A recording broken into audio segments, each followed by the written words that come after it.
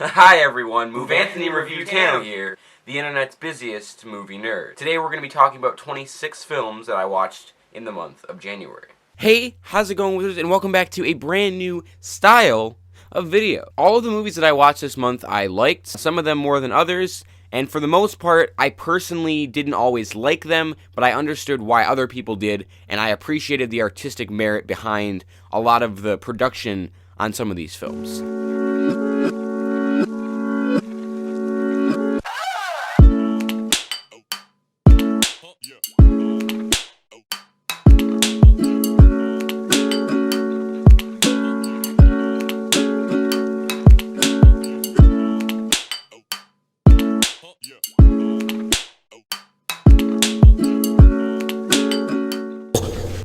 So I'm not going to have any direct spoilers in this video talking about the plots of any of these movies, but I will be talking about characters, overall themes, and some smaller plot points. And so to avoid you guys getting them spoiled for you, I'm going to timestamp each individual movie when I talk about it, so I don't mess anything up for you guys. This video isn't exactly going to be a review or an analysis of any of these movies. More than anything, it's just a ranking. So now I'm just going to be listing off the movies that I saw. I saw 26, and I'm going to be ranking them in order from lowest to highest. The Machinist, Lost in Translation, Trainspotting, Once Upon a Time in Hollywood, The Meyerowitz Stories, Boys Don't Cry, The Lighthouse, Ladybird, Punch Drunk Love, 10 Things I Hate About You, We Need to Talk About Kevin, Spring Breakers, The Wolf of Wall Street, Blue Valentine, Hereditary, Fear and Loathing in Las Vegas, Juno, Little Miss Sunshine, Marriage Story, The Fantastic Mr. Fox, Good Time, Buffalo 66, The Florida Project, Requiem for a Dream, Parasite, and at the top of the list, Her. So I was really hyped for The Machinist going into it because I heard prior to watching it that Christian Bale had lost an insane amount of weight for this role, and he looked very grotesque and very sleep deprived, and I was like, cool. That sounds awesome. It's gonna look so sick on the big screen. Ooh, it's gonna look so sick and big. But that was it. That was the only part of the movie that I enjoyed. The portrayal of insomnia in the movie kind of had elements of Taxi Driver and also Fight Club, but I enjoy those movies a lot more than this one. The characters weren't overly well developed, and the plot kind of felt trite in parts. Regardless, it was a cool concept, and it had some really good character interactions that I think would have worked better just as like a short film, but overall, I'm gonna have to give this one a 7 out of 10. It just wasn't that memorable for me. So, Lost in Translation was directed by Sofia Coppola. Remember that for later in the video. And it largely focuses on a moment in time and mood more than anything, and I think it accomplishes that very well. The film is constantly building tension, not between the two main characters, but between the audience and what's happening on screen. Overall, the beauty of this film is that they're able to say a lot without really saying anything. In fact, that quite literally happens at the end. It's more about them sharing companionship and having a platonic relationship rather than a romance, which to me is a lot more interesting and engaging as a viewer. But I feel like a few of the scenes went on a little bit too long, especially in the middle where there's like that nightclub scene, so I'm giving this one a 7.5 out of 10. Next up, we got Trainspotting. Doing a little bit of heroin? Shooting up a little bit of skag? A little bit of smack? Ow. Trainspotting I would have enjoyed more, but I feel like the characters were kind of dull. I don't know. I mean, they were interesting to look at, but they weren't very well developed. Their motivations weren't defined. They were just kind of like flat characters. Their dialogue was funny, and they were interesting to watch, but I wouldn't say it had a real impact on me overall. It was kind of hard for me to get past the very heavy accents that they had, which is no fault of the film, and I would give this one a 7.5 out of 10 as well. Once Upon a Time in Hollywood. This movie, I feel like, was very interesting to watch. Haha, Brad Pitt, you silly goose. Overall, I don't think it was very memorable. It didn't stick with me the way that other Tarantino movies have. The dialogue was well written as usual, but I kind of just expect that from him at this point, and it wasn't quotable. It was funny to listen to on screen, but it wasn't something that I'm going to remember and want to repeat to my friends. I did appreciate the satire of Hollywood's portrayal, and I thought a lot of the performances were really solid. Leonardo DiCaprio's scenes where he's talking to the younger girl and where he's practicing his lines on set and in the trailer, those were really well done and stick out to me. They were just an enjoyable watch. I feel like this movie was fun and enjoyable to see, but it felt more like a blockbuster, which I guess thematically kind of makes sense. I'm giving this one an 8 out of 10. Next up, we have the Meyerowitz stories. It was a solid idea. It was an interesting look into a family, and Baumbach, who was the director, did a very good job with dialogue in this movie. And I feel like the dialogue was unique because a lot of the characters would interrupt each other and each other. The Nerd Writer made a very interesting video essay about that a long time ago, and I'll link it below. Basically, the dialogue in this movie feels kind of like the way dialogue really feels to speak. We don't really talk over each other in real life, but in our heads, we continue what we were going to say, and we feel walked over and interrupted when somebody talks over us. It doesn't really stick with me. For me to have a good high rating on a movie, I got to be thinking about it for the next couple days, couple weeks. And after I watched it, I kind of forgot about it for the most part. And I would give this one an 8 out of 10. Next up, we got Boys Don't Cry, which was a very I thought it was very ahead of its time for when it was made. It was made in 99, and it deals with gender identity crisis and transgenderism, which for that time I feel like is kind of a big deal to have in a big movie like that. I didn't really change my outlook on anything, but I still enjoyed it, and I would also give that one an 8 out of 10. Okay, this is one of the lower ranked ones that I feel like I'm gonna have to defend. It's The Lighthouse. You might be saying, Mikhail, why? Why is The Lighthouse so low on your little ranking, you little idiot? Listen, The Lighthouse was an enjoyable movie, and people really seem to love it, especially film fans. And to defend my point, I want to say that I did enjoy the movie, and I did appreciate what it was doing. I see why people like it, but personally, it just was a little bit lost on me. I found myself getting bored a few times during the movie, and because it's an art house film, that kind of happens for me sometimes. Okay, when is this? Come on. I get it. It's a door for 2 minutes. Can you open it, please? By nature of the plot of the film, it's kind of a slow descent into madness. Now, typically, I really like slow-burning stuff. I love Breaking Bad. Fargo kind of has a slow burn, and anything like that I usually really enjoy. And I did to an extent, but I just feel like there was something about it that was a little bit boring. I do fully intend to rewatch this film again, hopefully enjoy it more, and also to catch more of the symbolism, because I feel like a lot of it kind of went over my head on the initial viewing. So now that I know the plot, I'm going to rewatch it and be like, what? Guys, I got to do a redux. That's a 10 out of a 10. This one I'm also giving an 8 out of 10. I'm sorry, if you like the movie. 8 out of 10. I'm sticking with it. 8 out of 10. Get out of here. Get off my lawn. Next up, we got Ladybird, which I did thoroughly enjoy, and I was ready to rate it a 9 or even higher, and then I started kind of thinking about it and reflecting upon it. I did really like it, but I feel like it was trying too hard to be an indie movie. It's trying too hard to be quirky, it's trying too hard, and it didn't earn some of its moments. I would say that the dynamic between the parents and Ladybird was my favorite part of this movie, and kind of stuck with me. I feel like I might have been a little bit too harsh on it, and I would definitely recommend that you at least check it out and form an opinion of your own. But this one I'm also giving an 8 out of 10. Following the Meyerowitz stories, we have the second Adam Sandler movie on this list, Punch Drunk Love. This movie has been talked about a lot, and it was an incredibly enjoyable watch, and it felt very unique and artsy without really pushing it or really trying too hard. I remember in the beginning of the movie, there's this sequence where there's a bunch of just colors and kind of shapes and stuff with some music playing over it, just kind of randomly there. It kind of just sets the tone for the movie. It was very interesting and very unique. I've never seen that done before. Kind of caught me off guard. It's also very funny, but kind of in an unconventional way. The scene between Adam Sandler and Philip Seymour Hoffman's character is just hilarious, and it fits their characters really well. It's just a solid scene. The comedy in this movie usually fits what the characters are trying to be. Overall, though, it's getting an 8 out of 10 rating.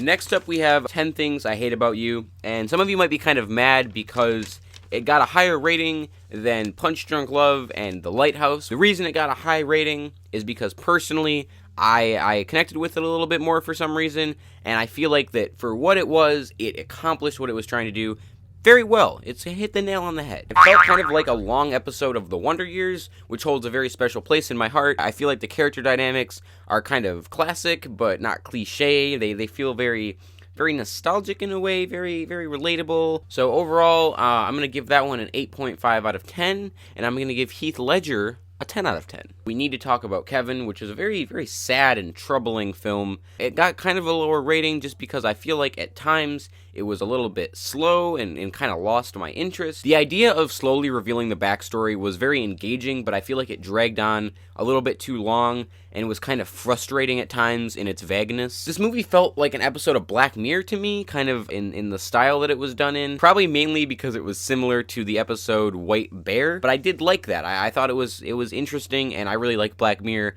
and the atmosphere that it has, so that was definitely a plus for this film. Overall, I'm giving this one an 8.5 out of 10. It would be a little bit higher if the beginning was a little bit slower. No, faster. Yeah, shorter. Yeah. Next up, we have Spring Breakers, which seems to be a very polarizing film because people either love it or they hate it.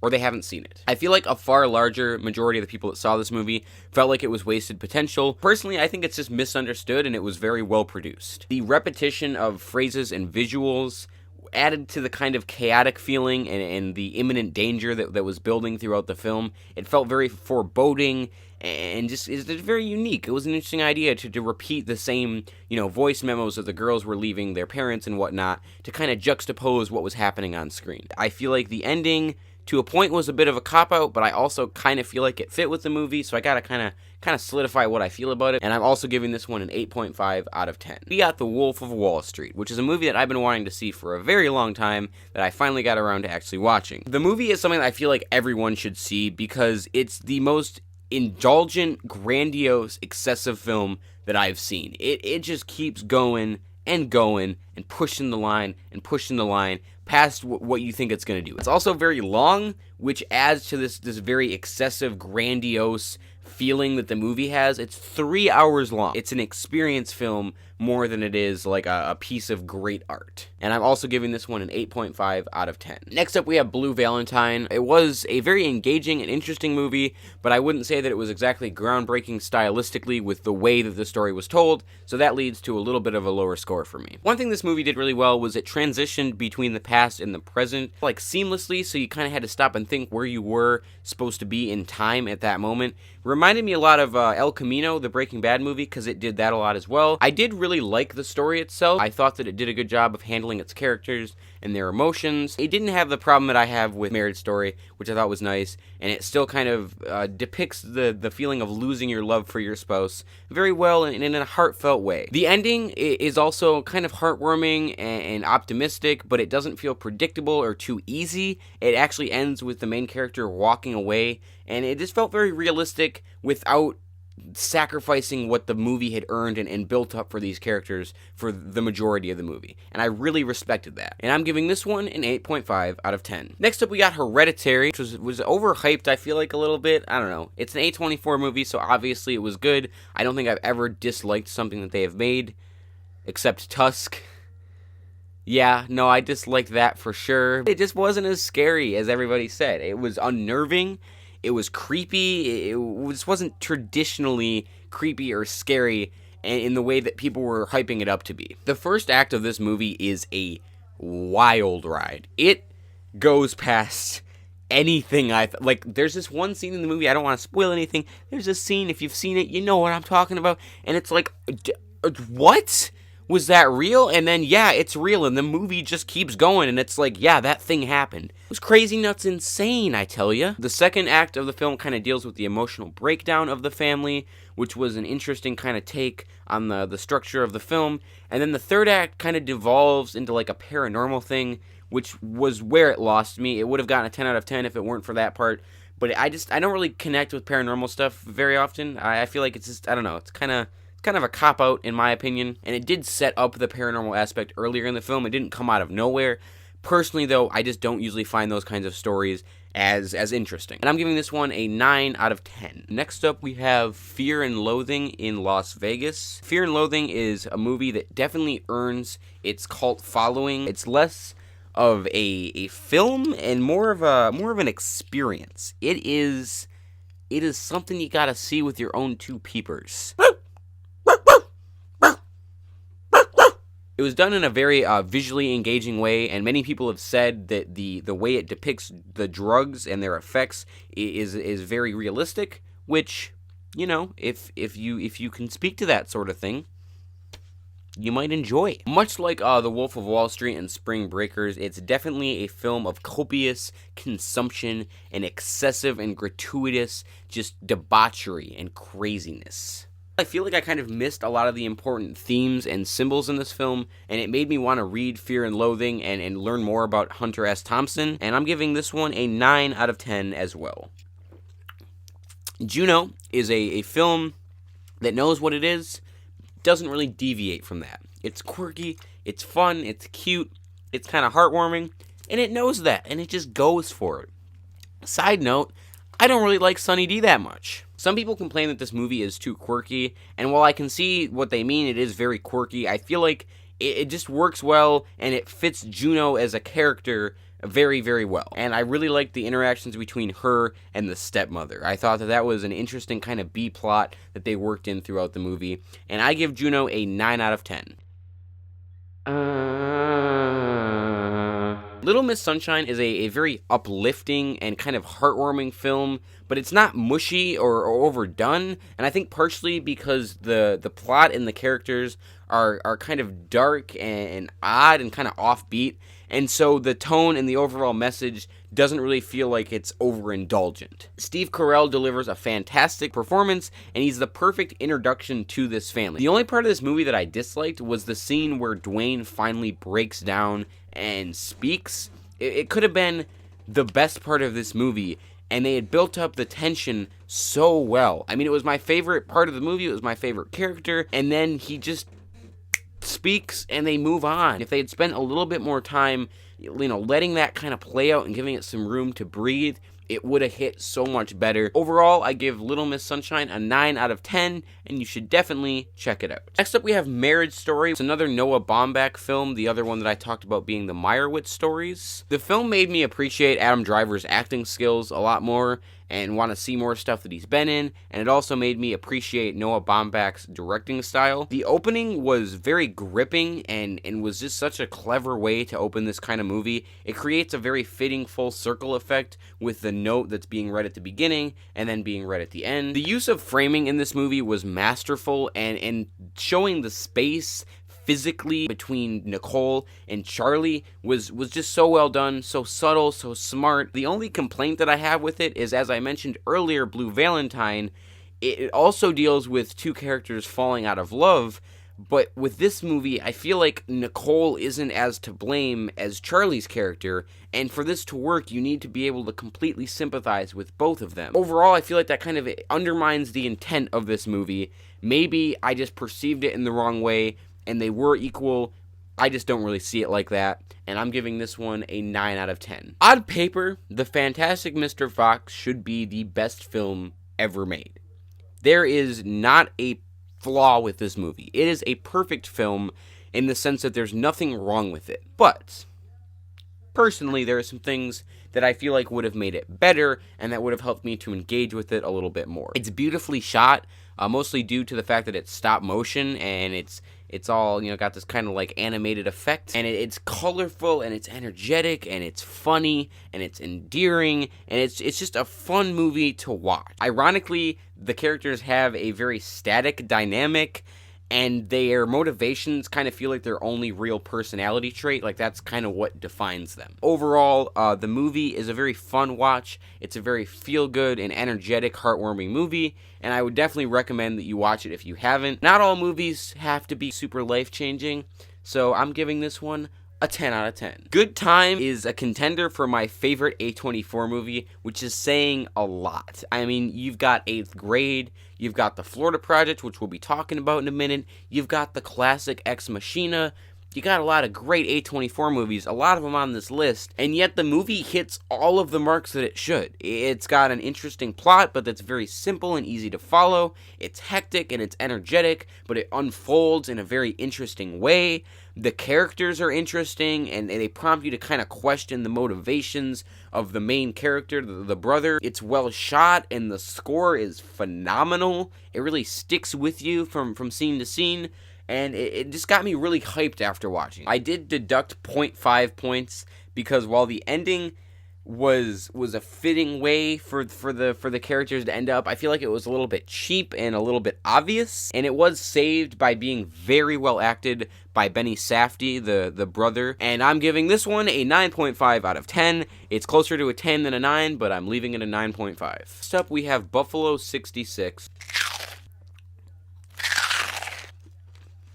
Buffalo 66 is my favorite romance movie that I've ever seen. It honestly is one of my favorites on this entire list, and it almost got the #1 spot, but there's a couple things that are wrong with it, and I feel like that's unfair to some of the other movies on this list in terms of craft and overall emotions. The movie was very unique with its stylistic, unconventional way of portraying flashbacks and the non-traditional 3-act structure in the way that the plot was kind of unfolded.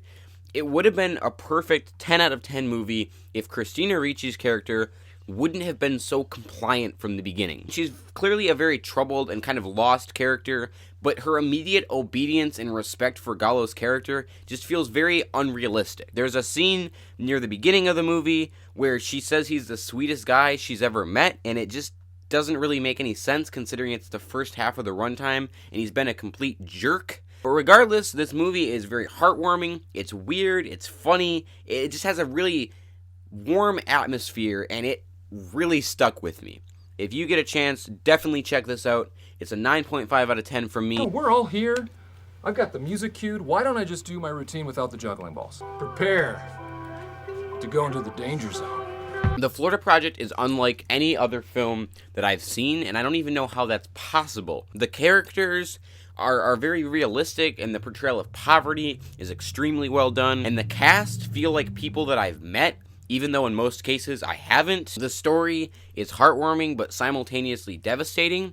It's told through the eyes of children through both subtle and obvious ways, and that really adds to this perspective of what makes the characters so tragic and devastating. It's also visually just stunning and never feels boring. The colors are really vibrant, the sweeping motions of the camera, the framing, and some very solid performances from all of the actors, especially the kids, which you don't usually see from child actors. It's gonna get a 10 out of 10. Next up, we have Requiem for a Dream, which is just kind of the better version of Trainspotting. It's a perfect film, and it's so unapologetically dark, and the characters are so tragic, and it's nearly Shakespearean. The style of the film works really well thematically, especially with the repetition of the routine of them doing their various drugs. And the sound design is just relentless and amazing. It just constantly keeps you pushing forward in this crazy just downward spiral of these characters,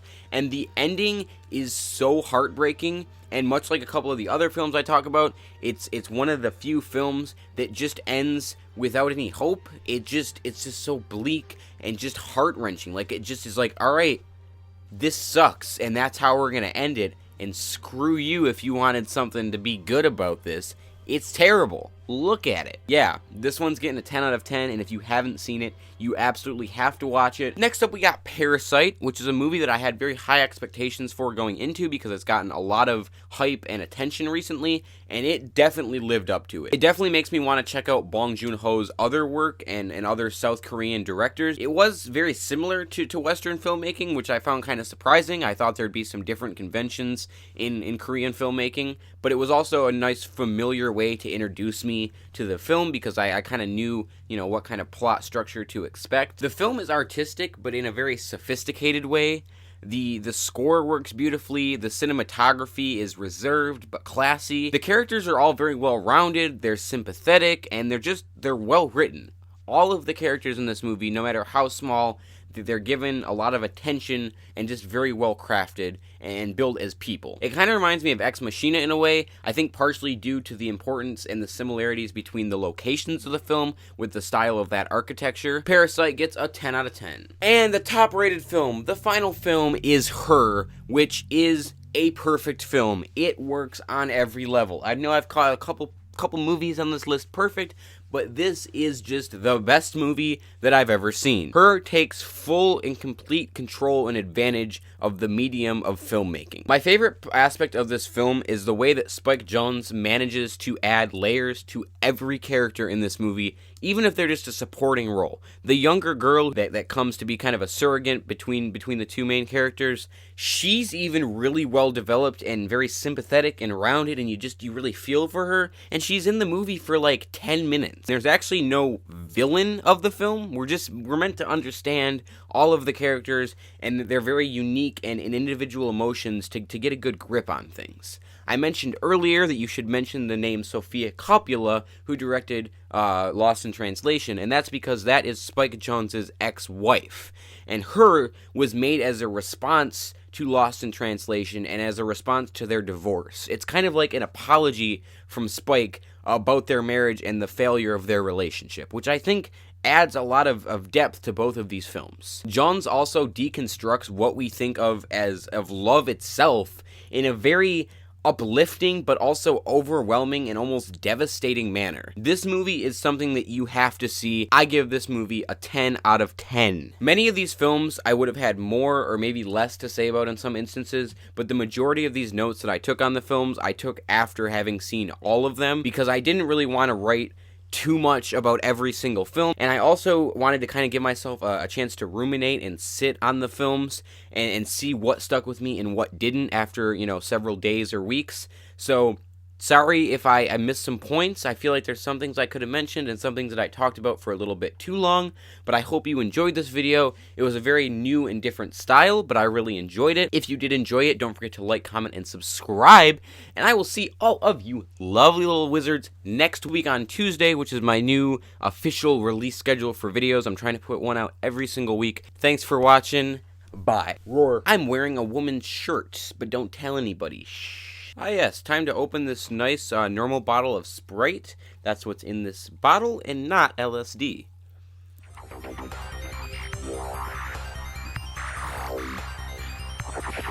I don't really like Sprite that much either.